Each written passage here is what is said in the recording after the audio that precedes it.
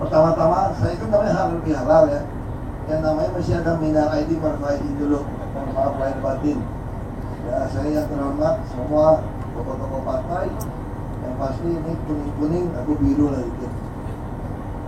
Bercanda aja. Ini Singgi Amalia, saya protes juga. Aku agak kembung nih. Bilangnya janji datang sini makan jam 6, ini jam 7 belum makan. Tapi dia agak kembung di sini. Saya lihat satu hal, semua teman Ahok, semua para pendukung teman-teman ini ya, saya mau reverse ulang gitu ya. Cuman teman-teman Ahok ini luar biasa nih. Jangan parpol, saya aja diancam dari mereka. Jadi pertama kali itu yang diancam saya duluan. Jadi bapak ini tentuin dong wakilnya.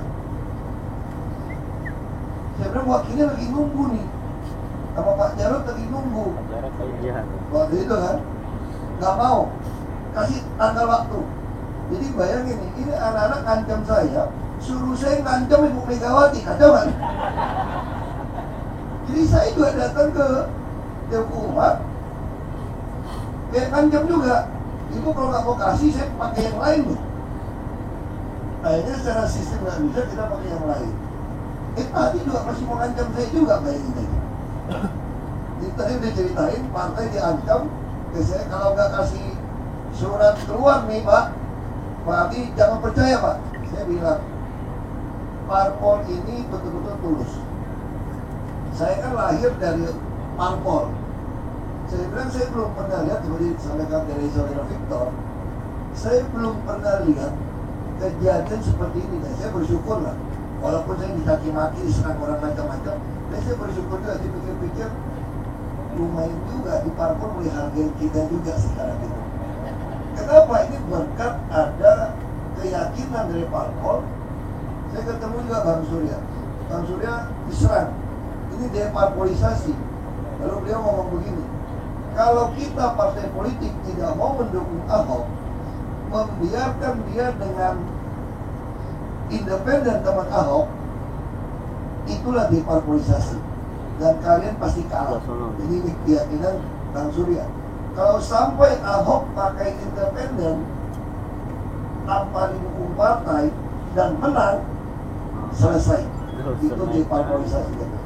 Tapi justru kalau kita bersama teman Ahok dan menang, ini membuat sebuah perubahan baru dengan persepsi. Tadi aku sedang ketemu Kang Agun, mentor saya di DPR, Golkar. Dia ngomong, kok lihat kami perubahan parpol sekarang di Golkar sekarang. Kita punya ide-ide dulu ternyata udah dijalankan. Dulu Kang Agun selalu bilang, parpol harus berubah. Parpol harus berubah bahwa bukan yang punya uang yang harus terus berkuasa, bukan yang punya uang yang harus maju menjadi kepala daerah. Ini butuh perjuangan. Makanya beliau sebelum Golkar dan dukung saya, beliau udah dorong terus maju terus. Beliau udah maju terus. Kata beliau, ini kesempatan kamu seorang Ahok yang mungkin ditakdirkan bisa membuat perubahan seperti saat ini. Artinya parpol-parpol ini berubah beneran. Ngajak saya ketemu makan, mohon maaf aja nih, ya bayarin parpol, tapi maaf Victor, kalau bayar aku. Karena pernah aku bayar. Kalau dulu bayangin, saya kan pernah calon bupati, pernah calon gubernur Babel, pernah mau jadi calon gubernur Sumut. Saya ngerti kalau ngajak partai kumpul nih, satu restoran mesti saya yang bayar, mana ada yang bayar, betul nggak? Jadi itu bicara jujur ini. Sekarang makan ke Ibaya aja, aku mau bayar bener. Jangan, gue yang bayar, nggak bener gue yang bayar. Makan lagi sama Victor kan, gue mau suruh bayar nih. Langsung staff saya bilang, gue nggak berani sama dia. Dan dia udah ancam, kalau lu yang bayar awas ya nanti. Nah dari soal makan saja sudah berubah. Ini betul-betul luar biasa. Ini yang membuat keyakinan pada saya dari dulu waktu berpolitik.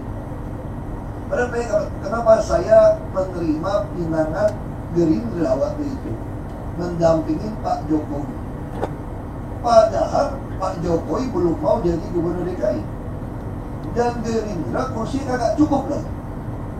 Nah, kenapa saya mau? Waktu itu udah diancam kan, lo kalau ke Gerindra lo dipecat tuh katanya.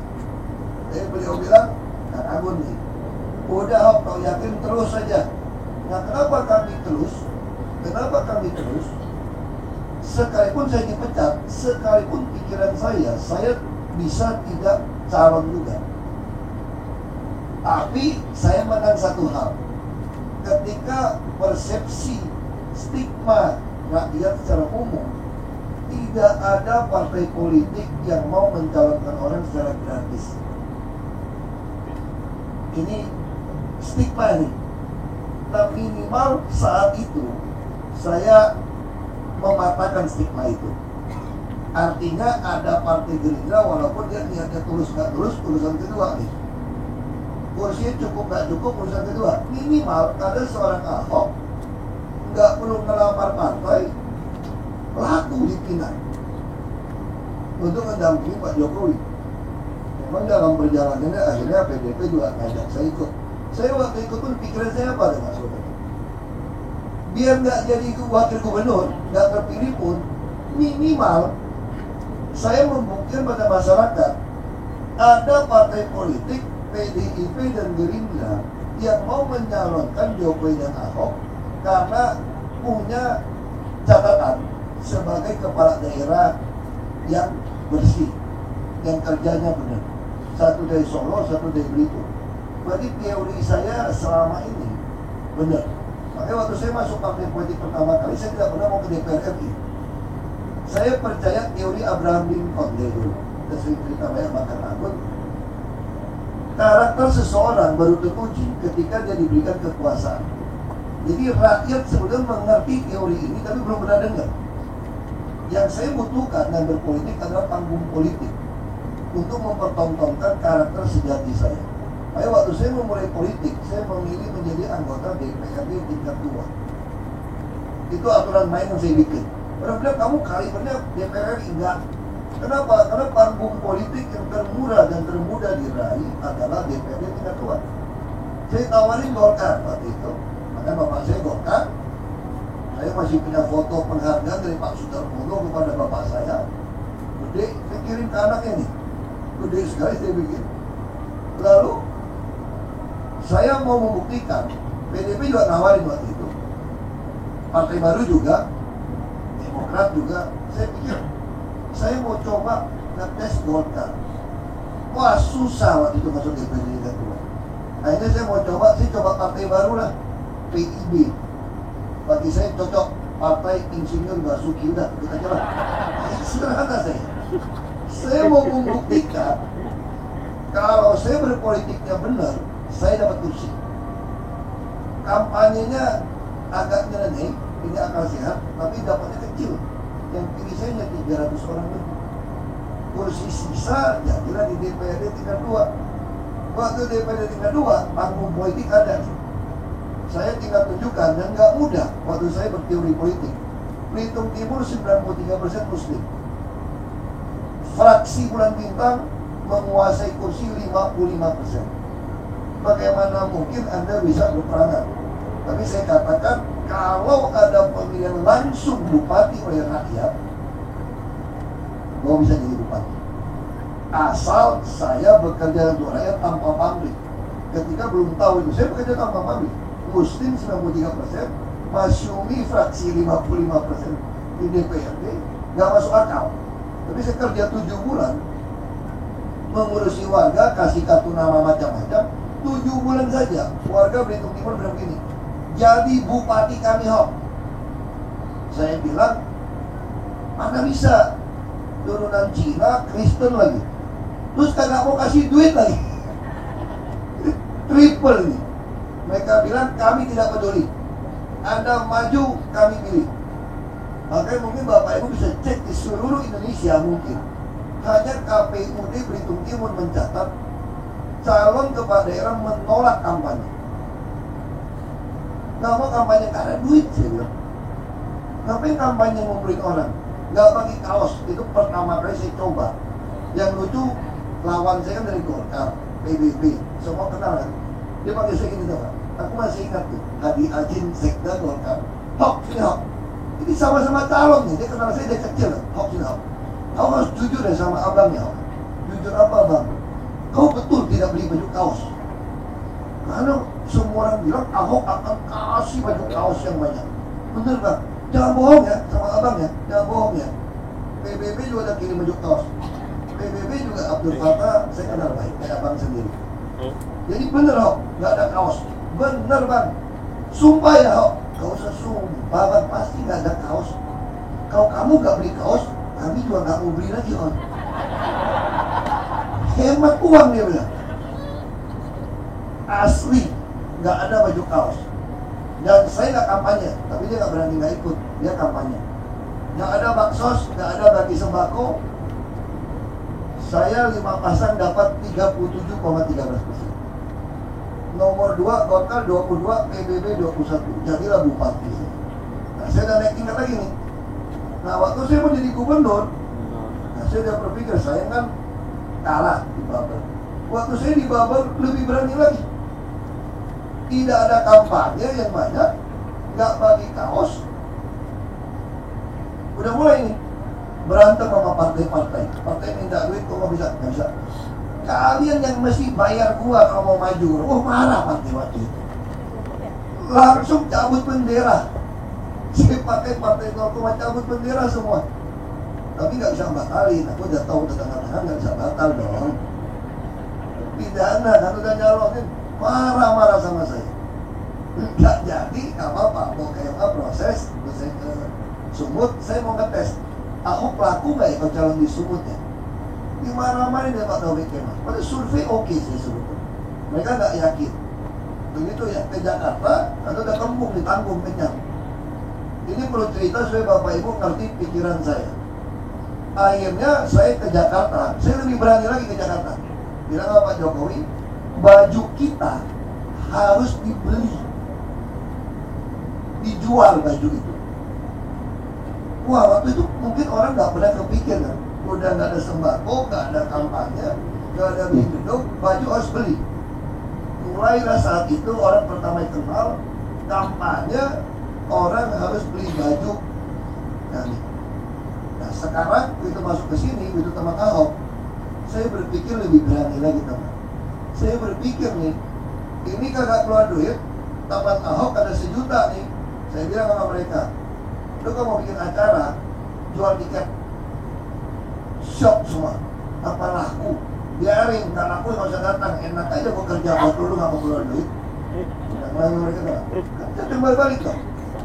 Terus jual tiket 35.000 berarti. Bikin acara, bapak datang ya, datang, kasih lu jual tiket ya. Gua rela lah, foto-foto, gak apa-apa, gua tungguin. Dapat 1,8 miliar ya. Hah? 1,6 miliar. Wah, ini pertama kali loh dalam sejarah orang dengar saya ngomong-ngomong bayar. Jadi karena teman Ahok nih. Nanti saya makin yakin, makanya saya bilang nih, nanti 1 juta nih, aku hitung-hitung nih. Kalau satu orang sumbang 10.000, 10 M loh. Kalau sumbang 50.000 masuk rekening kampanye 50 M. Makanya waktu partai yang mau dukung kami, saya bilang gini kan sama teman-teman kan, lu mau dukung gua nih, nanti lu partai bikin acara, pakai duit partai lu ya, jangan gua ya. Ayo Victor nih. Dia bilang, iya kita udah ngerti lu lah, kita udah ngerti lu. Gak keluar duit punya katanya. Tapi di sini bagi saya satu hal yang luar biasa. Partai bikin acara, suruh saya datang, dia yang keluar duit. Ini kejadian Nasdem kemarin juga, kakak Victor ini. Kemarin Nasdem bikin lagi tuh, yang gak ada pemuda. Terus tanya-tanya sama si Martin, lu mau undang gua datang, biasanya pasti minta sumbangan, lu enggak? Ya dong, kan kasih lo panggung nih. Kakak minta duit si Martin. Udah sampai di situ kok bisik-bisik aja. Lu dapat duit nih, mana lu bikin acara kayak gini dah? Aku pikir ya mungkin gak enak hati, tak kasih lo panggung, mungkin gua nyumbang lah enggak? Oh gak usah, 100 juta nah ya, Duit dari mana? Orang garda pemuda semua punya duit sejuta juga beres. Jadi kita punya kebiasaan juga, panitia keluar duit duluan. Nah inilah saya katakan sebuah era baru perpolitikan Indonesia. Ini era baru. Dan nanti, bukan ngomong sombong, saya, teman Ahok, dan orang-orang penting di partai sebetulnya juga melakukan reformasi di dalam. Ada Victor, ada Fayakun, teman baik banget, ada Karma. Ini karena Hanura yang duluan bilang, belum apa-apa tuh enggak, kita belum didukung Hanura. Dia bilang, izinin gua ya Om ya, gua mau cetak gelas muk, apa yang plastik itu, gua mau tempelin foto lu, tapi dalam nama Hanura mau gua bagi-bagi gratis katanya. Dia bukan minta duit saya cetak barang, dia mau cetak sendiri, mau bagi-bagi. Kenapa? Maka nama Pak Wir ya, Pak Wiranto ya, dia bilang, kami juga punya kepentingan pengen lu jadi gubernur aja. Karena Jakarta itu udah lihat sejak kamu beda. Kita makan sering makan. Kalau Pak Wiranto saya dekat. Berubah. Kalau Golkar mah nggak usah ngomong lah. Golkar ada 2 kubu dulu ya. Tapi namanya Fayakun, jauh-jauh hari Golkar yang lama-lama masih nyerang saya nih sama Nusron ini. Udah datang, Yoyo udah datang ke kantor. Pokoknya kita nggak mau tahu. Kita Golkar yang muda, Ahok pokoknya jadi gubernur. Mau yang tua, mau siapa, kita nggak peduli katanya. Tapi saya berpikir, belum lagi ngomong Ongen sih boleh jadi ketua pansus. Pansus itu ya, apa ya? Impeachment lah gitu ya. Tapi hampir tiap hari main ke ruangan gua lapor bos, situasi kayak gini, situasi. Pokoknya saya akan pasang badan buat Pak Gubernur. Ini Ongen ini. Ini jujur ini. Partai lain boleh ribut udah datang. Jadi saya berpikir berarti teori saya benar. Kalau kamu kerjanya benar, kamu tidak terima suap, tidak berpihak, kerja buat rakyat, otomatis kamu dapat pendukung. Pasti. Kalau usah keluar duit lah, kalau tenaga aja deh. Nah itu yang terjadi di saya. Makanya saya mau uji coba, ini udah berhasil. Partai sudah membuktikan, bukan cuma ngomong, dari dulu kan udah pribadi-pribadi sudah mendukung. Jadi malam ini saya sudah bilang, kita juga harus menghargai parpol teman-teman seperti ini. Juga teman Ahok, kita teman keluar. Udah saya bilang tadi kita ngomong, udah kita pakai parpol saja lah. Terima kasih. Kalau Asia bagaimana? Iya, oke. Jadi sudah ada jawabannya. Sudah ada jawaban.